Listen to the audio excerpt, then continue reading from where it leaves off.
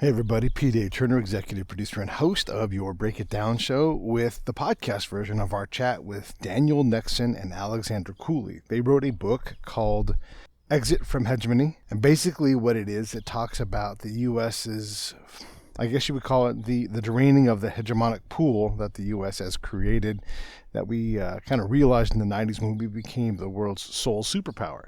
Well, it's been a long time since then, and everybody's had a chance to kind of recoalesce and approach power from a different way. And so they're sort of illustrating what that looks like. These guys are as qualified as you can be. Daniel is a professor at Georgetown who teaches this stuff, and Alexander has worked for people like Elizabeth Warren, advising her on potential foreign policy and how to do these things. So you cannot have people who are more qualified. All you got to do is look at their websites. You can go to look in the show notes, and their websites are there, and you can find everything you want to find out about them. Buy the book at Amazon. Use the link that I've provided in the show notes. That'll help us out and help the authors out. By the way, co-hosting this episode is Mark Safranski. You've had him on the show before. He always provides fantastic things. He's a friend of mine. I met through my buddy Nick out in Chicago, and Mark is also known as the Zen Pundit. He's remarkable. I love talking to him. He knows so much about the higher end theoretic policy level parts of international security. And I'm kind of using big blanket terms here, but that's sort of the point of that part of the conversation. Look, this is a long episode. There's a lot in there. Dig in. You may have to listen twice, so I'll keep the intro short. Please continue to keep sharing the show and supporting it. It is super helpful. I see it in the numbers. So many countries have been added to the list. We're about to bust through 90 countries with active listeners. Thank you, everybody in Germany and in France and in the UK and oh my gosh, everywhere. So thank you so much for all of the support. One more thing to support, Save the Brave, savethebrave.org. All right, here comes Daniel Nexon and Alexander Cooley. Lions Rock Productions. This is Jay Moore. This is Greg Proops. This is Jordan Harbinger. This is Dexter from The Offspring. This is Nathan This is East. Sebastian Younger. This is Rick Moranis. This is Stuart Copeland. This is Mick Gillette. This is Andy Summers. Hi, this is Skunk Baxter. This is Gabby Reese. This is Rob Bell. Hey, this is John Leon Guerrero. Hey, and this is Pete A. Turner. Hi, I'm Alex Cooley. And I'm Dan Nexon, and you're listening to the Break It Down show. Yeah, this is pretty cool. I have Mark Safranski and I had an interaction with Dan on Twitter, and that led to Dan and Alex being on the show. So I guess, Mark, tell us why they're here. We're talking to Dr. Alexander Cooley, Clairteau Professor of Political Science at Barnard College, and also Director of Columbia University's Harriman Institute of Russian, Eurasian, and East European Studies, and his co-author, Dr. Daniel Nexon, Associate Professor, Edmund A. Walsh School of Foreign Service at Georgetown University. And in a personal connection, Dan was the founder of an excellent group, international relations blog, The Duck of Minerva, back in the day, and he currently blogs at Lawyers, Guns, and Money. We're going to be talking about their new book, Exit from Hegemony, The Unravelling of the American Global Order, from Oxford University Press. So the first question I would like to ask is, what inspired the two of you to work together to write this book? It's a foreign policy book. It's being released in an election year, and your focus is on the hegemonic order. I mean, I'll take a crack at that first. Dan and I have been collaborating for a long time, and when I add up the years, over a decade on various projects, and they have all had elements of international ordering into them. In other words, how is the international system structured? What are some of the different organizational dynamics? We had collaborated before on questions, including, what's the structure and the political consequences of the U.S. overseas military basing network, to some work that we did on U.S.-Georgia relations and transnationalism. And so really, we thought that we had seen this acceleration in these dynamics that we had identified over the last few years. And we'd each been busy with solo projects, but we thought the time was right to really push and make more of a kind of a solid argument that what we're seeing now is not just a pendulum shifting back and forth, but there's an unraveling going on.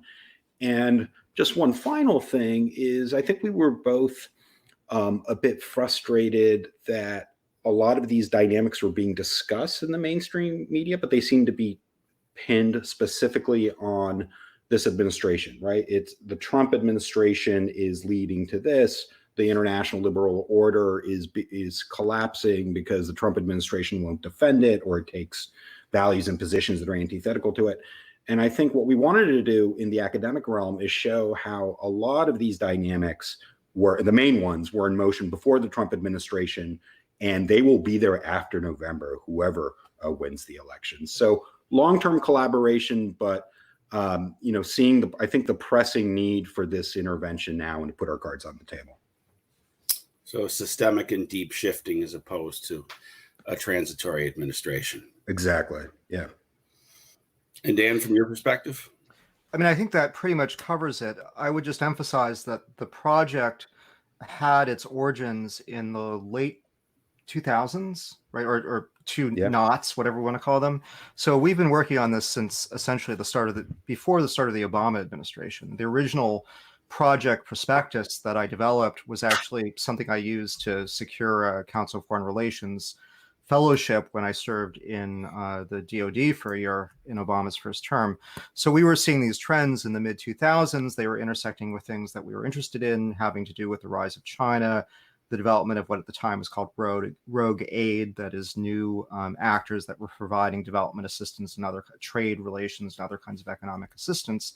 And so we had been tracking this for a long time. And what's interesting now is that we got one of the projects got underwritten by the Norwegian Research Council, which helped to fund the book, and that produced a whole lot of stuff both by us and by people we were working with. So what was a little bit interesting about this book from my perspective is that the book itself was really only written as such over the last year. So it all was written based on kind of very new developments and very current affairs, but it really is a much older argument. That we were finally motivated to get into book form, in part because we had to write a book for this grant, but in part also because a lot of the debates that Alex referenced that we were seeing playing out in our field and in the mainstream media and foreign policy commentary. Speaking of your field, you're both political scientists and international relations scholars. For a general audience, how is your perspective, the way you frame problems, the way you look for solutions, different from the way, say, a practitioner who might be a diplomat or a senior politician in the government or a historian or a journalist? How are you framing this problem differently than people from those other backgrounds? Dan, do you want to kick off this time, just given your dual experience, and then I can chime in? Yeah, I mean, Alex and I probably come at this a little bit differently based on our substantive areas, but more broadly. So my primary identity, my primary hat in the field of international relations is actually as a theorist, right? So I'm really interested in, and I'm not interested in I'm not talking about like ethics, like, when is a war just? What I'm interested in is how can we best conceptualize what the stuff is of international politics in order to have a better handle on it, right? So what are states? What is the relation to the ecology or texture of international politics? Those are the kinds of questions that really motivate me. In my prior work has primarily been comparative historical. So what I did when I was coming out of grad school was I was interested in the comparative dynamics of empires. So in that sense, I'm really kind of interested in these kind of big picture kinds of questions. How are things put together? How does international politics evolve over time? And my perspective really is comparative historical. And in my academic work, by and large, has been very separated from immediate policy concerns or even my political beliefs. This makes this book a little bit unusual in that respect.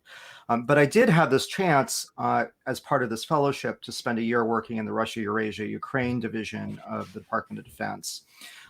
And that was really an interesting experience for me because I got to see a lot of very on the ground, or at least in the office that is close to the ground, things about how kind of military diplomacy works, how the government works. And so a lot of my thinking since then has been reoriented towards trying to align what I saw about everyday practice of international politics at a kind of desk officer level with how I think about big picture issues. Now, that means that I'm not really all that interested in providing recipes for how we can best do things, right? That's not my policy focus. I'm more interested in understanding how things work and sort of letting people who are better, more competent, have more experience in the policy realm or in the practical realm, if they want to use my work to do something with that, that's great. But I don't feel I don't like overextending my competencies into areas where I don't feel I have it. So Yeah. let's talk about that method of looking at, how things would work in terms of what's happening at the ground from a desk officer level. I mean, one of the things that I discovered over and over again, because I would stay and units would rotate over the top of me, right? So I would see them come in and be babies, grow up, figure it out. And then I worked on accelerating their growth. But by and large, we were horribly unreliable at producing a replicable effect. And I'll say the word affect over effect, because we could not establish a legitimate government, no matter how much we trained, no matter how many IVs were stabbed into people's arms, and all these things that we're trying to do to create an impact, to make a government legitimate. I could go outside of the government center to a farmer and ask them 3 questions about what the government had done, and nothing had been done. But the slides that come up and bubble up into the higher echelons all like, hey, it's going so great out here. Nothing bad ever happens, and then what we don't see is that pattern of, we're going to open Route X-ray with checkpoints, and farmers and merchants will be going up and down this road, and it's going to create stability. And then 3 years later, hey, we're going to reopen Route X-ray with checkpoints up and down this road, right? So it's hard once you get above a certain level to see that, I think. How does that impact how you guys think? Because you guys think at the highest level. I mean, we have to connect what I do with what you guys are studying so we can get better implementing what you guys figure out. Yeah, I mean, I think, my own perspective is I have always been interested in more contemporary kinds of issues and dynamics, and especially in the post-Soviet region. And even more narrowly, a lot of my projects focus on post-Soviet Central Asia. And so a lot of my research concerns emerged out of seeing, I would say, ground level, I wouldn't term them problems necessarily, but challenges, and also, some dissonance between what was officially being planned and what was going on. And I'll give you one example. The book I did on the politics of U.S. overseas military bases started with an interest in what was happening in Central Asia, to provide logistics and basing access to support OEF. And what struck me, what everyone was talking about Afghanistan, there wasn't a lot of attention as to what this meant for the internal politics of places like Kyrgyzstan and Uzbekistan and so forth. And, the assumption was that we could disentangle our presence there, right, from the political dynamics in the country. And I found that, I found that problematic, but I also found that curious as a topic. It's like, we've seen this movie before. And so then that took me on this 5-year detour. I did research in Okinawa, in South Korea, in the Azores, Turkey, Greece, trying to figure out how the US military presence, through no intention of its own usually, becomes entangled, implicated in these local political agendas. So that's a long way of answering your questions. Sometimes how you draw things up and the PowerPoints and the strategies, when they meet local actors who have their own agendas, who aren't acting in necessarily good faith, right? They're acting, mayors, regional governors, opposition politicians. They're trying to get political juice from what's going on and spin things their way.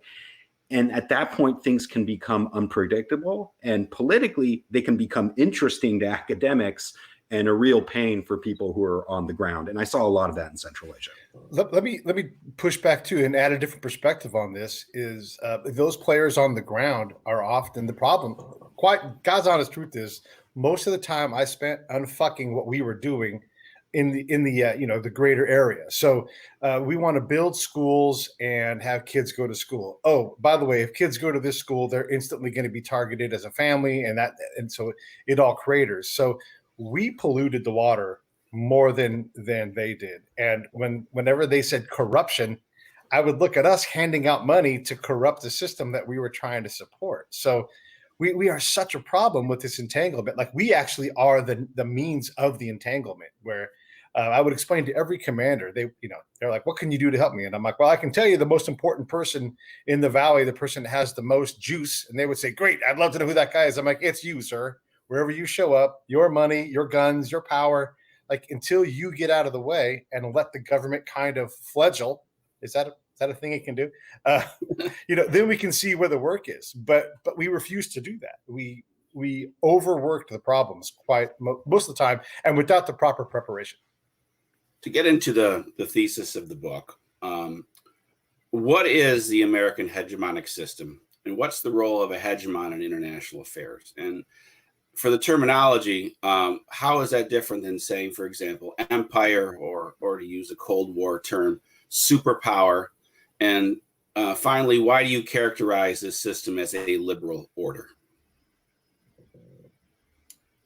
Well, so basically, hegemon is just a technical term for international leadership.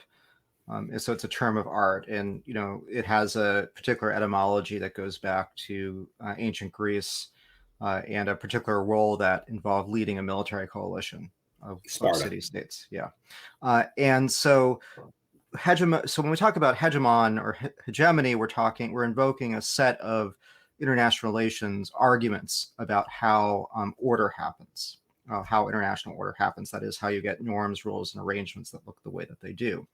And there's a body of literature called, I call it broadly hegemonic order theory. Sometimes it goes under the name hegemonic stability theory, sometimes power transition theory.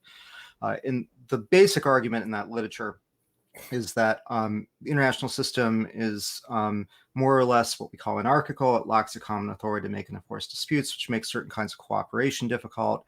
It makes it difficult, for example, for states or other actors in international politics to, say, do free trade because of the fear that somebody will win out more than they will, and that will lead to relative losses. So there's a whole bunch of theory about that. And one argument for when you can get fairly robust international order is that when a state is so powerful in a region or a system that it can act kind of like a poor man's world government or a quasi world government, where it can throw around its weight in ways where it has carrots and sticks that organize relations between other actors. And there's a whole bunch of baggage that goes with that theory, but nonetheless, it's generally been a way of understanding how the United States operated within the Western sphere after 1945, right, within the sort of liberal democratic order and within the capitalist order broadly understood, that it was a global hegemon whose reach kind of extended up to the boundaries of the Soviet system.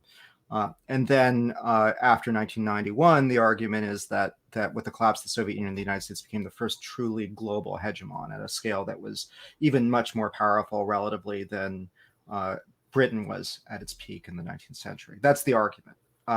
And so what that actually means in relation to other things is unclear. You could use, when we talk about superpowers, we're generally talking about states that exercise a hegemonic role, at least in some sphere or some region.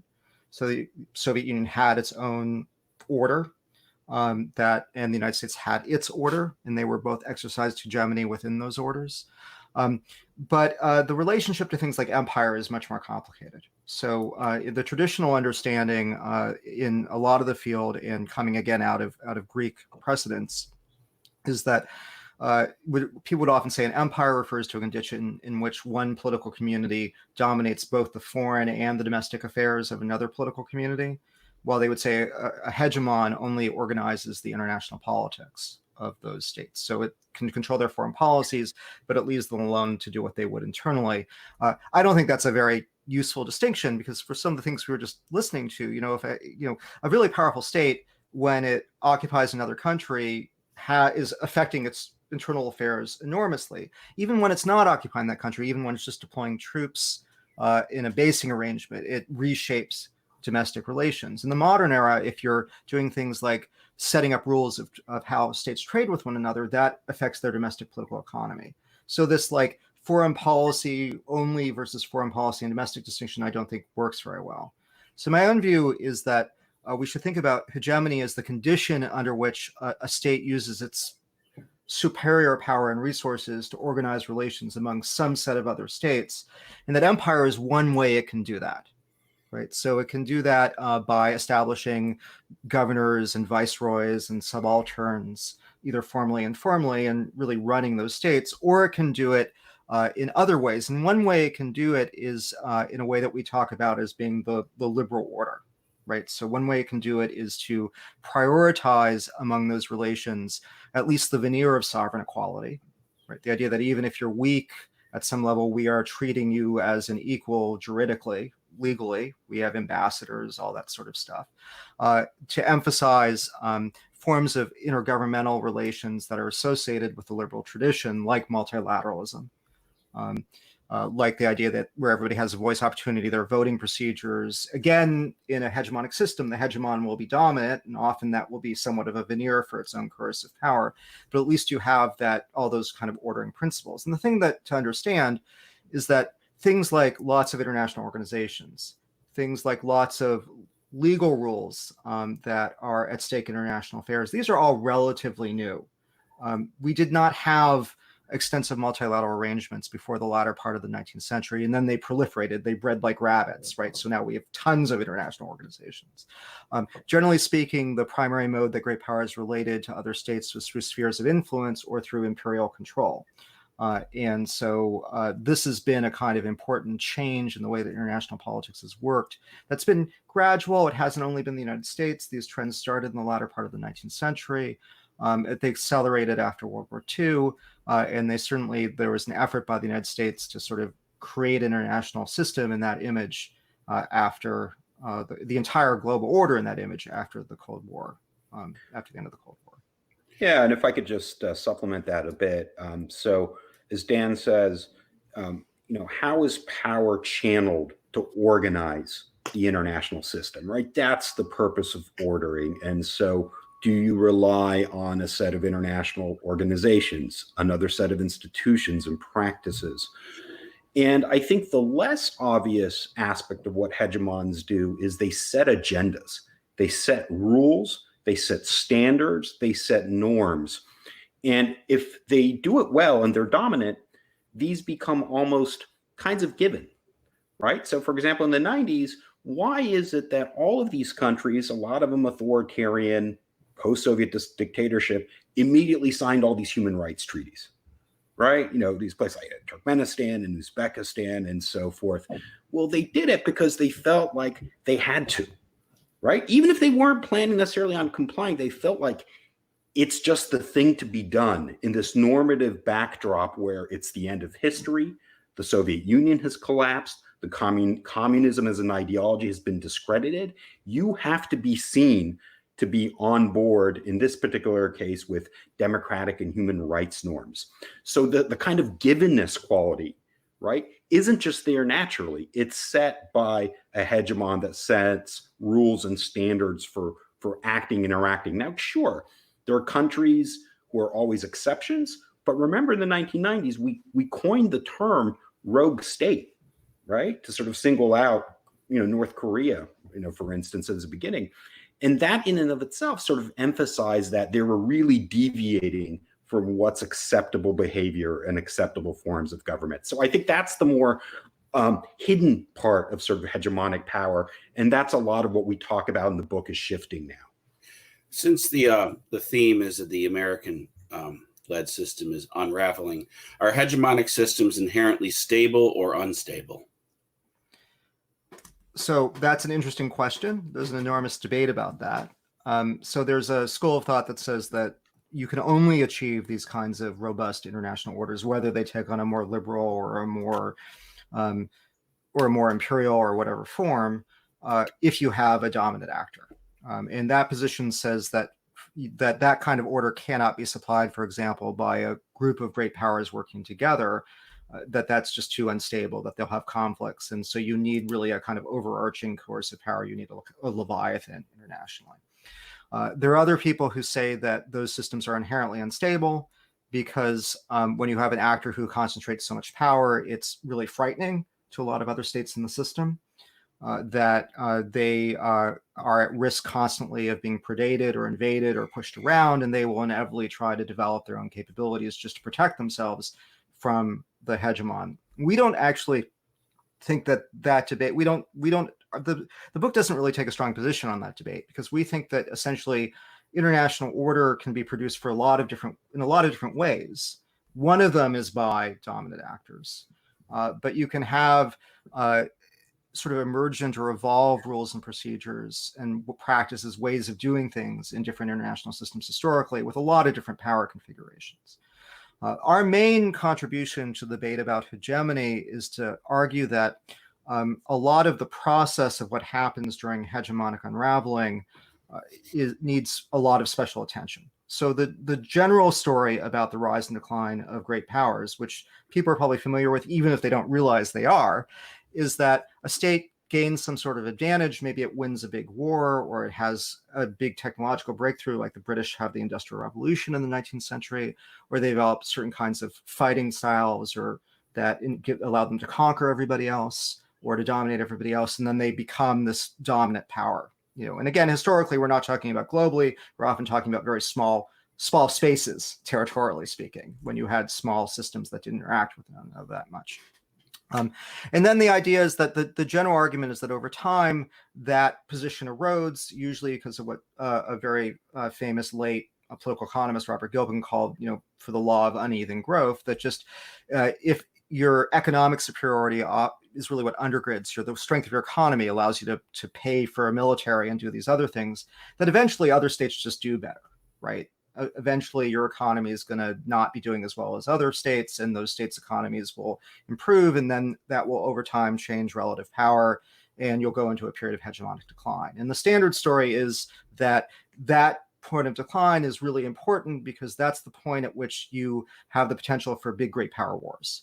So if you're familiar with Allison's The Thucydides Trap, which has made a big splash and sold a lot of copies, he's just popularizing that argument. He's saying, look, the United States is in relative decline. It still can be doing quite well, absolutely, but relatively, China's on the rise.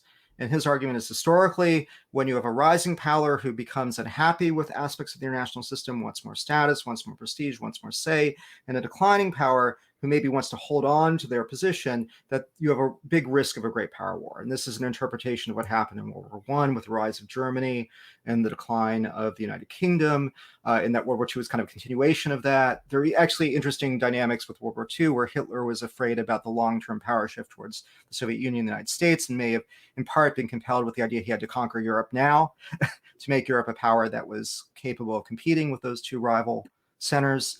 The same story is supposed to apply to even back to the Spanish Habsburgs, or you even have variants of this argument with the Roman Empire, right? So this closing window of opportunity. Yeah, exactly. So this window of vulnerability where the state that's declining starts to see the writing on the wall and thinks, maybe I should attack the other state before I'm at a disadvantage, and the rising state says, oh, we can win now. Maybe we should go to war. But we're really interested not in so much whether there's a war or not. We're interested in what happens during that period of economic transformation. And there we argue there are a bunch of processes, a bunch of things that get kicked off that rearrange order even without that big war that's supposed to sweep away everything. And so those are the three things we focus on, is that when there are new actors who are capable of supplying order, that is providing, these days it would be development assistance or security guarantees, they start providing alternatives, exit options for states in the old order that can be taken advantage, that those states can take advantage of, that they can use as leverage in their bargaining with the incumbent power. We're also interested in the ways in which rising states actually try to build alternative orders, short of going to war. And the example right now is China building all these new international institutions and organizations and regional fora where it has more say and they more reflect its values. And we're also interested in particularly in the way that these transitions are associated with the rise of what we would now call transnational movements. That is, political parties, social movements that themselves are interested in transforming order, right? That don't like things about, perhaps justifiably, about the way in which international politics is organized and the way it affects their domestic political systems. You've actually kind of anticipated my next question, Dan, which was about exiting. why do states, great powers or small, and movements and individuals, especially extremely wealthy individuals, want to exit a liberal order that's providing them with a lot of public international goods? And what does this exiting consist of on the ground or in the arena of international policy? Yeah, it's a fair question, and I'll put in a couple observations, and maybe Dan can chime in. I think, one thing to sort of step back and think about this is that maintaining international primacy, right? The upkeep of international ordering is costly, and it requires real state capacity across a number of fronts, militarily, diplomatically, in terms of sort of expertise. And it requires a capacity that's also centered around a sense of common purpose and mission and national interest, right? When you do this at a global level, right, there are two perspectives you can take, right? One is that there's a lot of system maintenance that has to go on. And so when you see certain countries falling out of line with expected standards and rules and norms, you have to actually engage with that, right? Even though the country may not in and of itself be vital to the national security and interest of the United States, right? So what happens in a place like Bosnia, take an example of the 1990s, is that the argument is you cannot allow political chaos and war to take place in the heart of Europe, which is the heart of the American-led system. So that's on one side. But ordering is, in some ways, it's unglamorous because it involves this constant policing, right, of these sort of norms and rule sets and so forth, and they become routinized. You get instances with movements, wealthy individuals now who say, why are we doing all this, right? How is this any beneficial to, be involved in these places which are remote, which have been graveyards for empires, which the U.S. has no business being in. And then that starts to, set in motion a set of deconstructing a number of these obligations, right? So why are we involved in the WHO? WHO is potentially corrupt. It's compromised. The Chinese can infiltrate it and so forth. Wouldn't we just be better to just, project our own rules and norms? But once you start tugging at one thread, right, and one aspect of governance and order, and you start unraveling the whole thing, right, then you start losing your power base. And I think that's where we differ, one of the arguments that we're making is that these aren't just manifestations of power. Say the UN Human Rights Council. Of course, it's hypocritical. We had China, Saudi Arabia, these countries on it. And they are coming out with proclamations that saying, what's happening in Xinjiang and these Uyghur re-education camps is upholding, human rights law. Of course it's not. And so we withdrew from the Human Rights Council prior to that. But now China is setting its own rules and norms and using that institution, right, as a power resource. And we're disengaged from it. Hey, this is Pete A. Turner from Lions Rock Productions. We create podcasts around here, and if you, your brand, or your company want to figure out how to do a podcast, just talk to me. I'll give you the advice on the right gear, the best plan, and show you how to take a podcast that makes sense for you, that's sustainable, that's scalable, and fun. Hit me up at pete@breakitdownshow.com. Let me help. I want to hear about it. Right? As a power resource, and we're disengaged from it. So I think the way I look at this is that there are legitimate debates in any one of these areas of governance, right? Beyond the fact that you have self-interested people everywhere in the world who are looking at changing agendas and policies. But cumulatively, it's a term that we've used before. It's like, it's like a death by 1,000 paper cuts, right? That once this common purpose, this common maintenance starts to slip and unravel, then the overall project itself becomes hollowed out. Right. And then, what is the purpose of ordering if you don't have these kinds of sort of common set of sort of values and principles? And so I think that's That's where we are now in terms of challenges to this. And we could go through sort of a list of different issues, from security commitment, public health, development assistance, promoting democracy, international anti-corruption work. We could go through each one of these and see the contestation going on. Dan, I don't know how you think about this or so. Well, the thing I would stress is that Mark asked there's often a presumption. So there's a bunch of people who sound a little bit like us, who we're in dialogue with, who say the liberal order is falling apart. This is terrible. The liberal order is the best thing that ever happened. Look, it's rules-based. It's not like that crazy 19th century anarchy. It's going to prevent another World War II from happening. And those people are often the people who are most in front saying, Trump's destroying the world, right? He's gonna ruin everything, and we're gonna go back to the anarchy of the pre-45 period. You get he's an isolationist because he doesn't necessarily want to be in the UNHRC or whatever. The liberal order is a very crude term for discussing contemporary international order. It doesn't necessarily mean, as a lot of people assume, that the order is good or benevolent for everybody. So we distinguish, for example, between three different types of liberalism. Political liberalism, which is the idea that Alex has referred to, that's really baked into a lot of things like the UN human rights, the UN Charter and stuff like that. This kind of presumption that democracies are better than authoritarian states, that you have some obligations to protect human rights. There's economic liberalism, which is generally understood as some sort of commitment to market exchange, international politics. And then there's what I was talking about earlier, intergovernmental liberalism, right? Multilateralism, sovereign equality, all these types of things. Now, these things are actually all mixed up in weird configurations in the real world. And not only are they mixed up in weird configurations, but they vary in their flavors.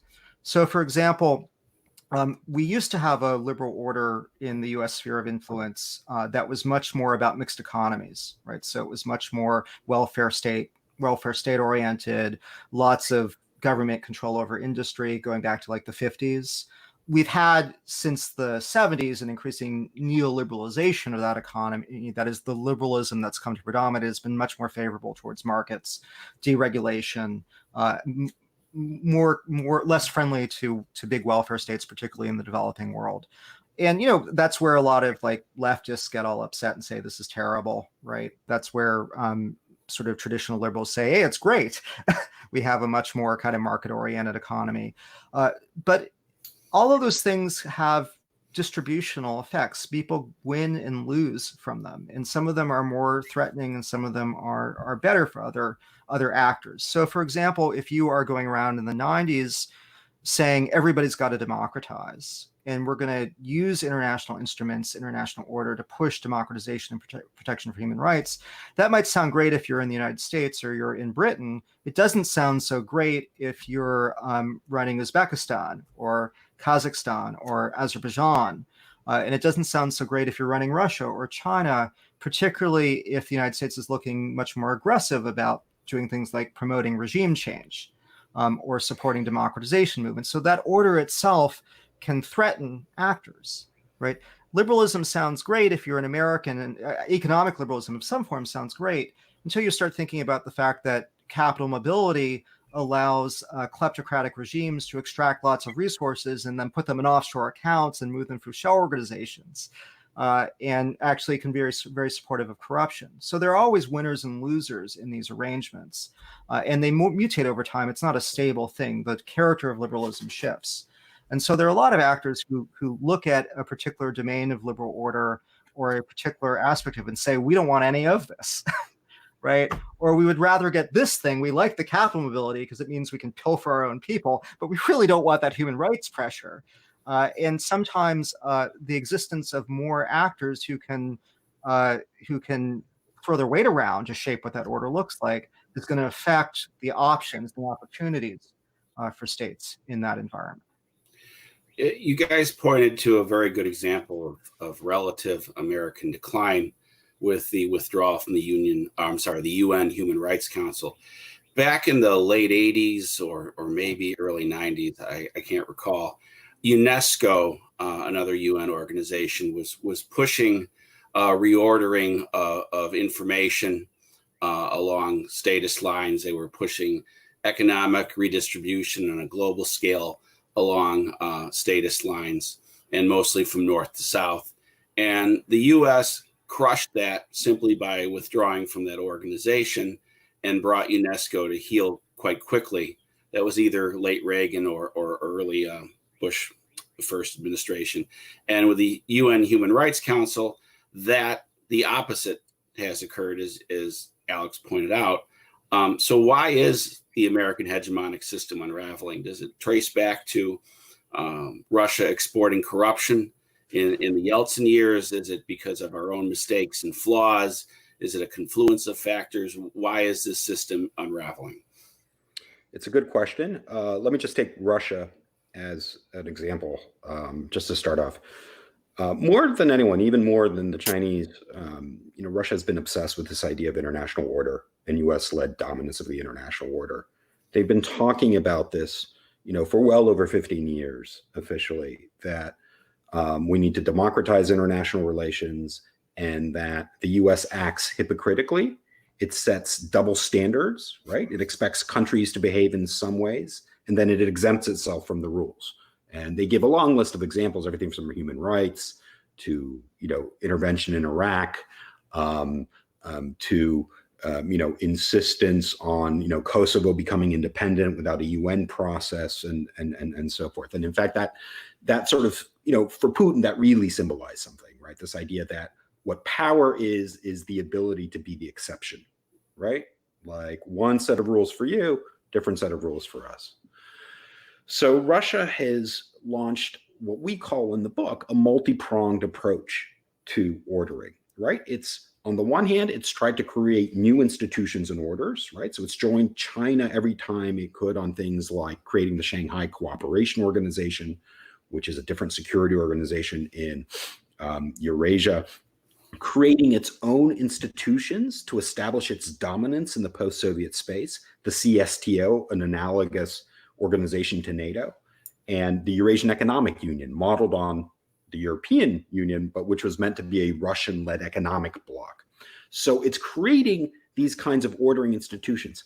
At the same time, the Russians are also trying to support movements, political movements in Europe, Italy, France, Germany, whose domestic agenda is a withdrawal from these ordering institutions or the transatlantic community. And so that's sort of, an attempt to weaken the order in the core of the order itself.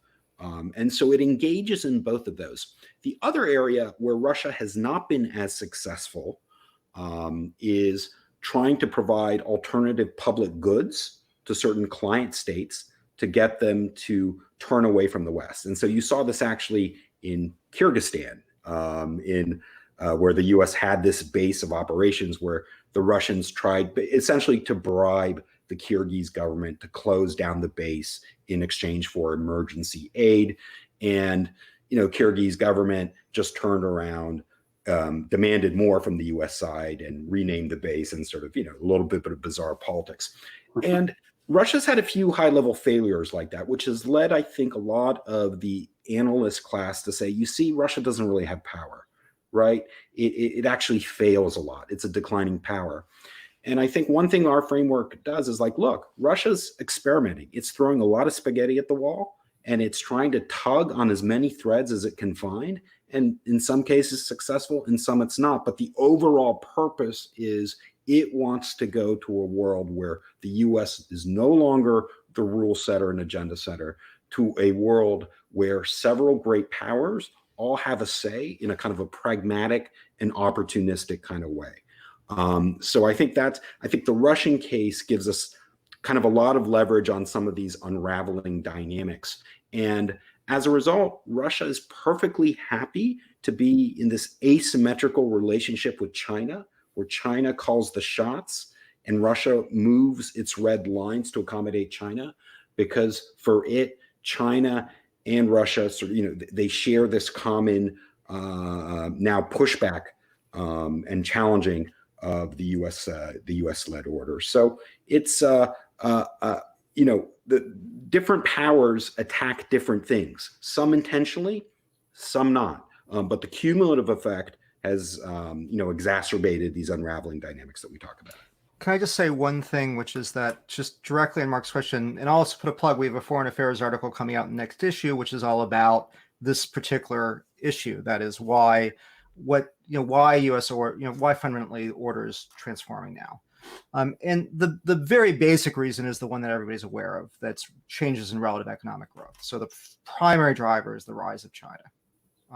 And one of the things that we would stress is that China can stall out, right? A lot of this debate is often in terms of, will China replace the U.S. as a hegemon? And our point is that where China is now economically is wealthy enough that it can alter order. And so it's not really a matter of, will China displace the United States? We just live in a different world now. And that's because China and other states have the ability to supply aspects of order, to provide public goods. But let me just put this in very stark contrast. People who want the 90s to be back, who want the US to be the dominant power in the world, right, who want the US to stand astride the world like a colossus, like in the early 2000s, are really confusing a very exceptional, unusual moment in human history for a norm. So there were, in the early 1990s, when the Soviet Union collapsed, we had a very exceptional, unusual state of affairs, right? Which was that the United States was not only controlling, roughly what it does now, about 24% of global GDP, but also every other wealthy country in the world was a U.S. ally. Korea, Japan, Germany, the fledgling European Union. And so there was only, and with the collapse of the Soviet Union, its ordering infrastructure, its aid programs, the U.S. was pretty much the only game in town, right? If you wanted anything like development assistance, like trade, like recognition, like security guarantees that were truly credible, because nobody could actually stop the United States. It was sort of accidentally, momentarily on top of the world. And moreover, because the rival ordering project, Soviet communism, Marxist-Leninism, had collapsed, that also created an ideological vacuum. This is where we get the end of history, right? Oh my gosh, there's no rival to liberalism anymore. But that meant that during the 90s, not only did we have the United States having what we call a monopoly or a cartel with its allies on patronage, which gave it exceptional ordering capability, it also, of course, had a completely outsized military compared to everybody else, not because it was increasing defense spending, but simply because the Soviet Union collapsed. In fact, the United States defense spending in real terms decreased during the 90s. Right? So we were actually drawing back, but we were still much more powerful, both for raw size, but also for technical capacities that we built up from the Cold War process. Also, we were in an era of sort of, where there was a kind of rush to go liberal. And so we had a transnational liberal society the first transnational civil society that developed with the Cold War was incredibly liberal. And I mean that both in the sort of generic sense of pro-market, whatever, but I also mean that in the political sense. It was full of human rights activists. It was full of civil society building organizations. And so the whole zone was kind of flooded with the United States, with its cartel of aid provision and security guarantees, with liberal actors who were sort of the foot soldiers of liberal ordering in the period, often getting support from the United States and the Europeans, being funded out of Western NGOs or Western foundations or the United States itself. And that was not going to last. And it was just not going to last because that situation was artificial. Russia was going to eventually recover from the 90s. It didn't mean it would have to become another global superpower, but it was going to be back in the game. Everybody could already see what was happening with Chinese growth. The United States did have a tech boom that drove a lot of unexpected growth in the 90s, but that wasn't going to last forever. And so fundamentally, that era had these characteristics that were largely an artifact of the end of the Cold War that were just not going to last. And so now there are just other games in town. And there are new ideological movements. They're drawing on older resources who are, as always, coming up with, looking at the world and saying, this is not how we want the world to be. And as Alex alluded to, and we've alluded to, some of this is at the foot of the United States. It's for its hubris, right? It's for pushing too hard, right? And trying to be too coercive and engaging in too many military interventions. So there are things that the United States did that really pushed this along. But even if the United States hadn't done that, we would have to have a China and other states, regional actors who have wealth, who said, yes, we love exactly the same values of the United States. Yes, we want exactly the world the United States wants. That's the only way we could have maintained that. And that just wasn't going to happen. right? So that's why where we are. Fundamentally, it's changes in the distribution of power that were more or less inevitable after this moment in the 90s, the unipolar moment. As we look at what it takes to manage a hegemonic system, I guess you would say, is there an actual ability to do that? I mean, we look at the US and the president is the most powerful person in the world. You can't give that person this massive military and say, keep it in Kansas. Like that presidents don't do that. I mean, they just don't. And then also Survivor, the finale was last night. And, one of the things about that show is like the bottom is so important, right? So let's just say New Zealand is on the bottom of the Five Eyes. At what point do they say, I'm flipping, I'm going to go with China? And then I want to add in this other element too, because our system is so chaotic and it changes left, right, constantly, at least every 8 years, if not within that 8-year gap, we change complete systems, complete leadership.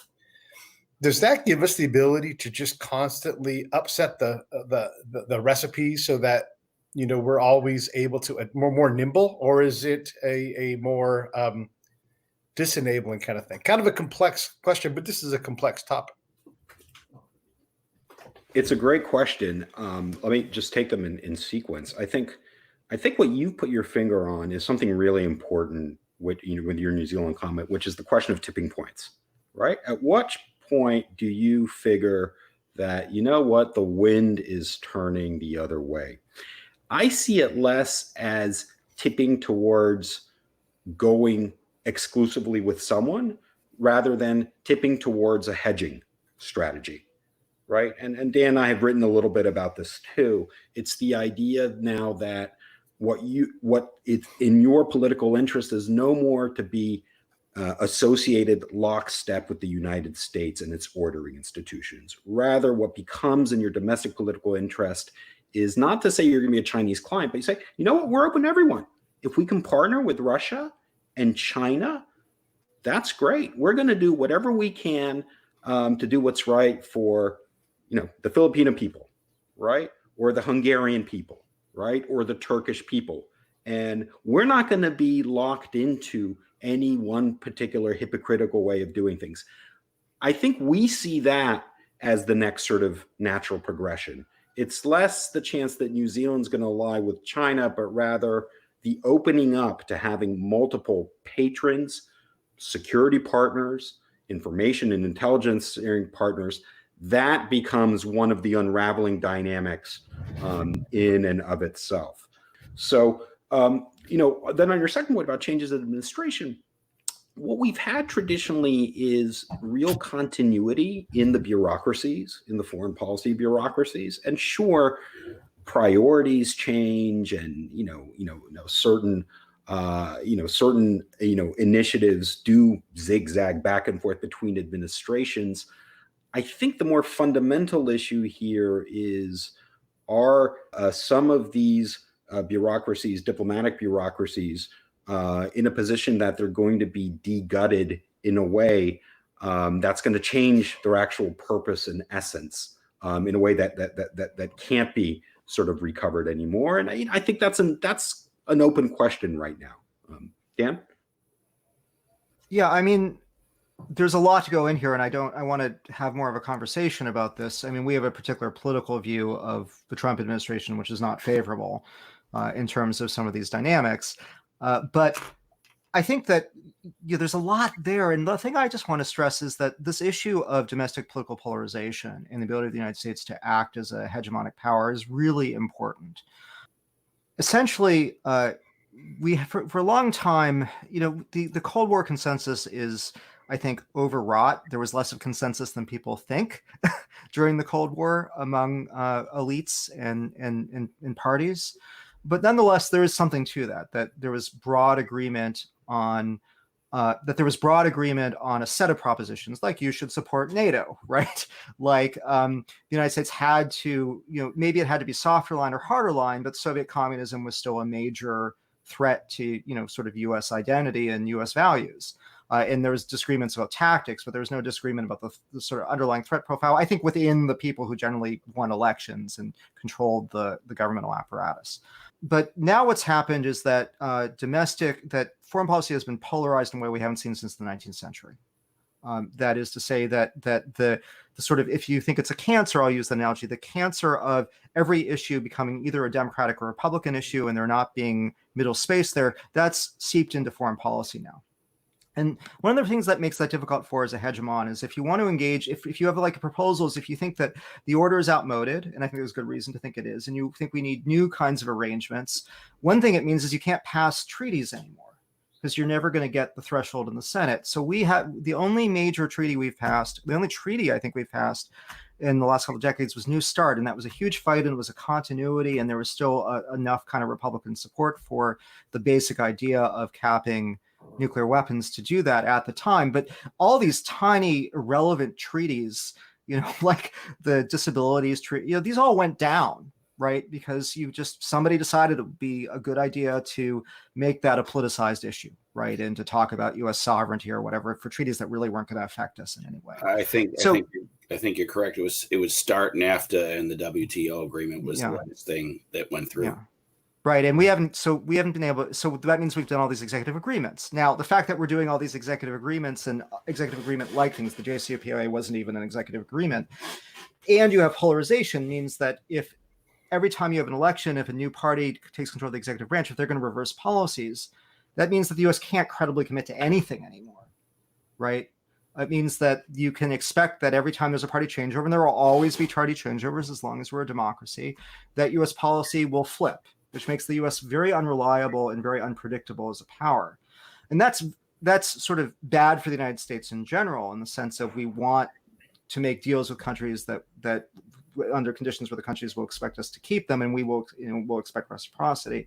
We want there to be some predictability, but it's really difficult or complicated for the world if we are the most powerful country in the world. And we don't know what the United States position is going to be in 4, 6, or 8 years.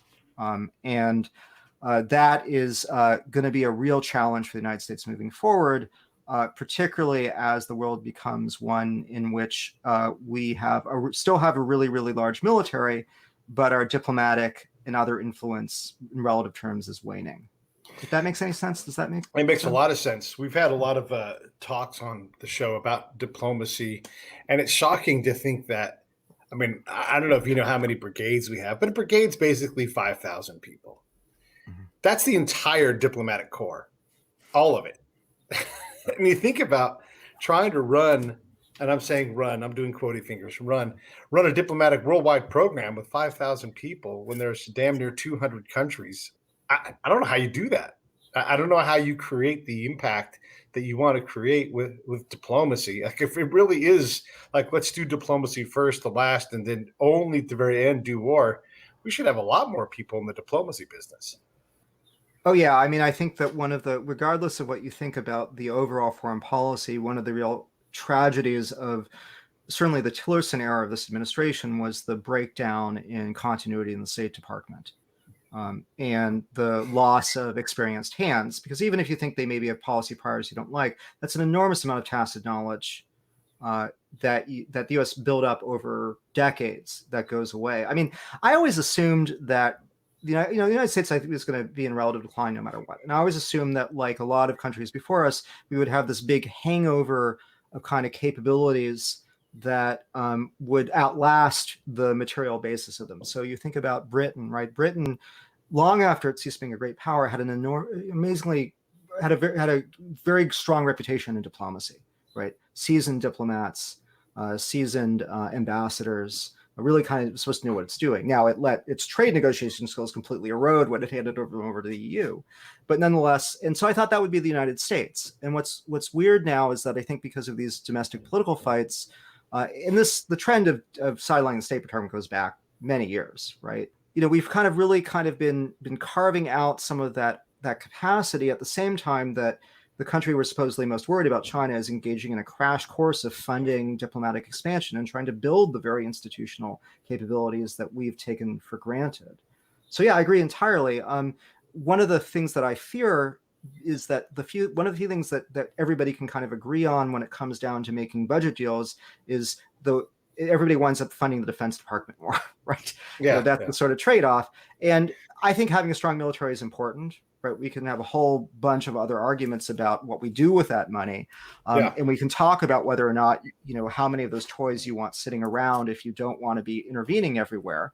But nonetheless, so we just keep on upping our kinetic capabilities, right? While our other foreign policy instruments atrophy. I mean, if you think about what we do now, mostly it's kinetic and it's sanctions, right? And both of those things, that the more you use them, the more it encourages other states to find ways to erode them, right? Or to get around them. So that's, to me, is very concerning, whether you're talking about Democratic or Republican administrations, right? Well, and then the other thing too about the State Department is we can be critical of, nearly every Secretary of State in recent history. I mean, Mark and I talked about this yesterday.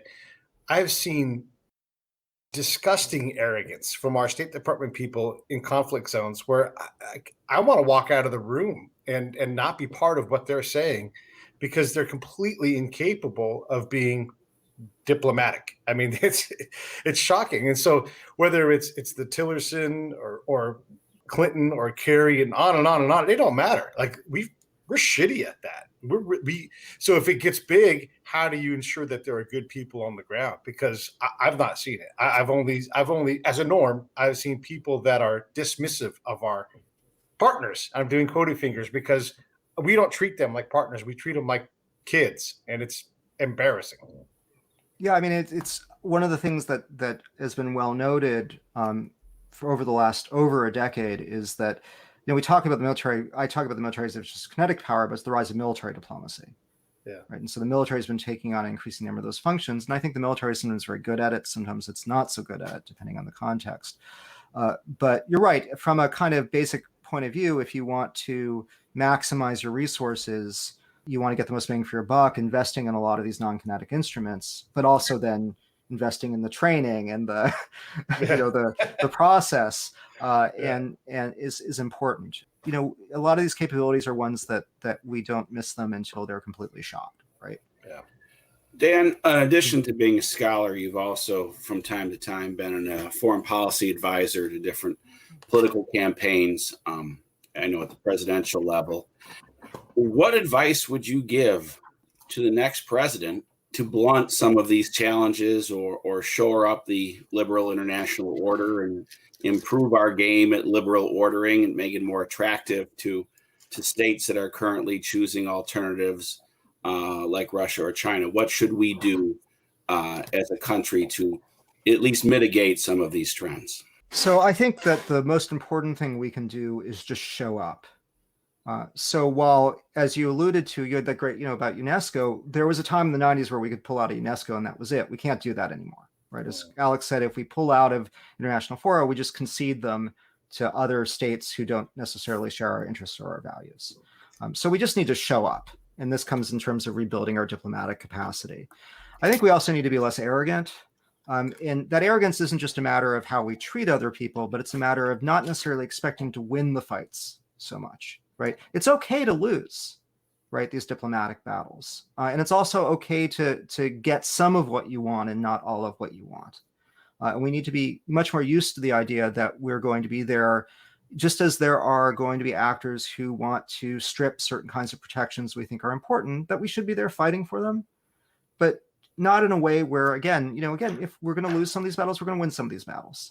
And not everything has to be an existential conflict on these issues. Finally, I do think that, so the way we put it is that U.S. global hegemony in most sectors is probably gone because of these exit options, because of these other developments. But there is a question about what our great power status is going to look like in 20 or 30 years, right? Are we going to be still the most important, most powerful country on the earth among a number of great powers? And that depends on things like whether or not we can hold together what we call the core of the U.S., the American system, right? Whether we can hold together NATO, some of the bilateral alliances, the alliances that still can include something like 70% of world economic activity. And that's going to be a tricky game, not just because we've been increasing anxiety among them a lot recently, among a lot of those allies, but because unless we want to get into the game that we were playing in the Cold War, where we were actually going in and manipulating elections, some of the forces who don't necessarily like those arrangements, they're going to have political power and they're going to be viable in political contests. And I don't think we want to be going in and doing what we did to Italy in the 1960s to prevent the Liga from coming to power, even though I think the Liga is a real threat to American interests in many ways. So I think that I would recommend a kind of a more small c conservative approach to international politics, one in which we show up, we argue for what we believe in, we use the weight of our still substantial capabilities when we need to, we use dollar hegemony when we need to, but we understand that states have other options and that we need to even when we're engaged in coercion to get our way, we need to do so with the aim of outcomes that at least are satisfying for a lot of the parties involved, so that they'll be self-perpetuating, so that the parties will stick with them. So I guess, fundamentally, there are some specific reforms. I think very strongly the US still has the financial centrality and financial power to tackle global corruption. I think that's really one of the most pressing issues for liberal democracy anywhere today. And that I think the US still has an enormous amount of market power that it could use more effectively on the regulatory front, the way that the European Union does and that China does, to try to push for, I would hope, some basic consensus values. Again, primarily I'm concerned about the anti-corruption front. But yeah, so that's, I think, the main thing. I think that we really have to become less reliant on kinetic instruments.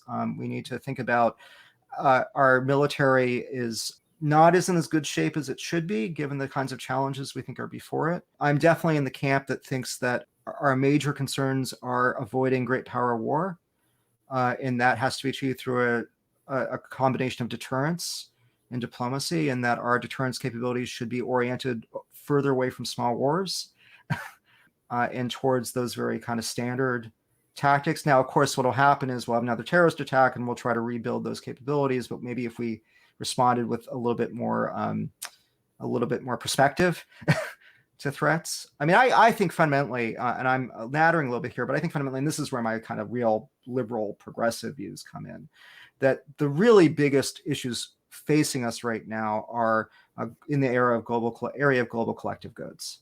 So there are things like climate change. There are things like, as I said, global corruption. And those are things that cannot be achieved simply through military force.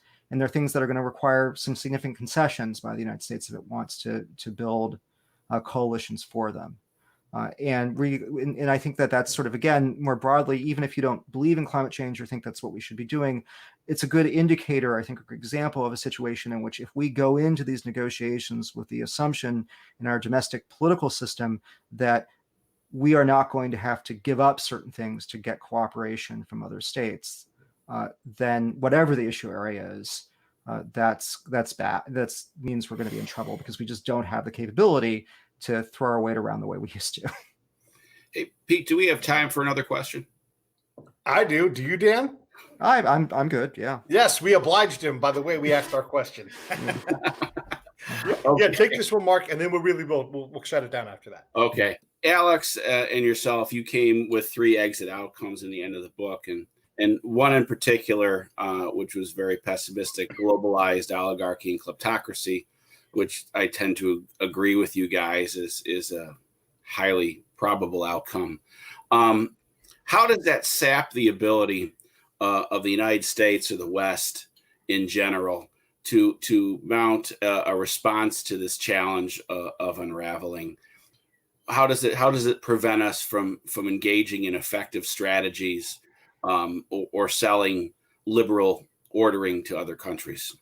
I mean, I think it has a lot of effects. So on the modeling side, the exemplarist side, that is, in a sense, to the extent that part of the way we sell liberal values and democratic values or American values, again, be careful when I'm using liberal here, I don't mean, democratic, what Democrats think. I mean, sort of what we take to be core American values as embodied in our foundational documents about, popular sovereignty and the state as a social contract, those sorts of things, right? And that the state's duty is to, within whatever your parameters are, to preserve rights and liberties in a fair, fair economic playground, fair economic a fair economic game, all those sorts of things we associate with liberalism, right? Small L liberalism. So one of the things that we do most effectively is to sell liberalism is we do well as a domestic society, right? A lot of the reason why American values are so attractive, I think that these things are innately attractive. People in general, if you ask them, like the idea of liberty. They like the idea of other types of things, but fundamentally, what looks good internationally is what does well, what seems to be performing really well. Nobody would care at all about the Chinese model if the Chinese weren't getting rich, right?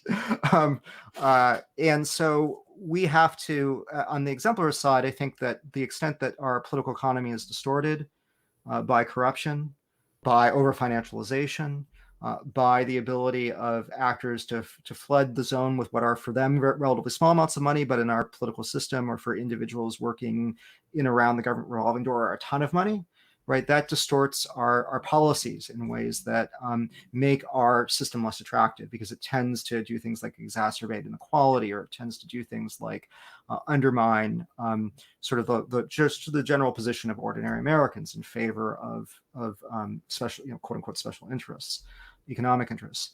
I think in general, if we're selling anti-corruption, it looks really bad for us to be pretty corrupt ourselves. It's hard when you aren't taking strong action to limit the ability of politicians to cash in their, to use their insider trading knowledge to make tons of money, or to use their position to endorse their businesses. It's hard to, or to sort of sell things to the highest bidder. It's hard to tell other countries that you shouldn't be doing the same. And it's also hard for the citizens to look at the United States as an example of what could be, right, as an alternative. So I think it hurts our image in ways that are very specifically tied to the promotion of those values. I think the damage to our priorities is quite significant. So the big example that I think we probably agree on is how overly financialized our economy is.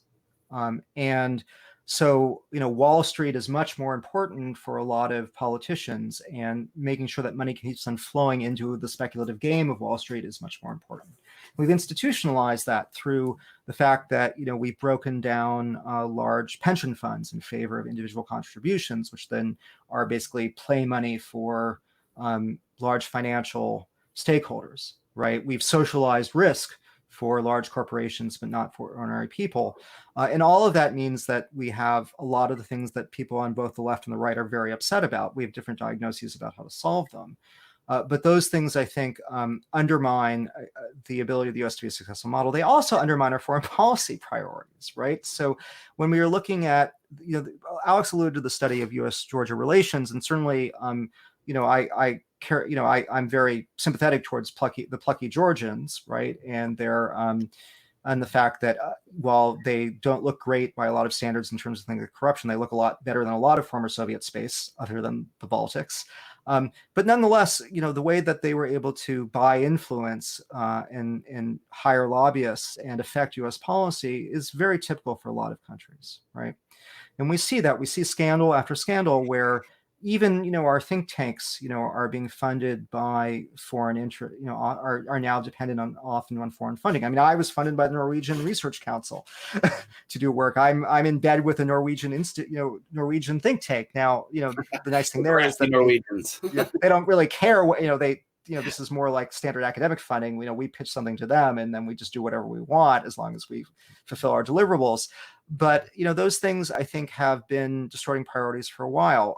Even think about the ways in which Russia attempted to penetrate the broader Republican Party. We get very focused on Trump, but we know that Russia decided to go after the Republican Party the way that they went after the Liga or the Freedom Party in Austria, and the way that they've generally been trying to subvert, get sort of political groups to support their interests, right? And what did they do? Well, the NRA is a good case study, right? They threw a lot of money into the NRA through Kremlin-aligned oligarchs. They threw junkets where they brought NRA members over to Russia, gave them cool trips to see how good things were, started dangling business opportunities in front of people.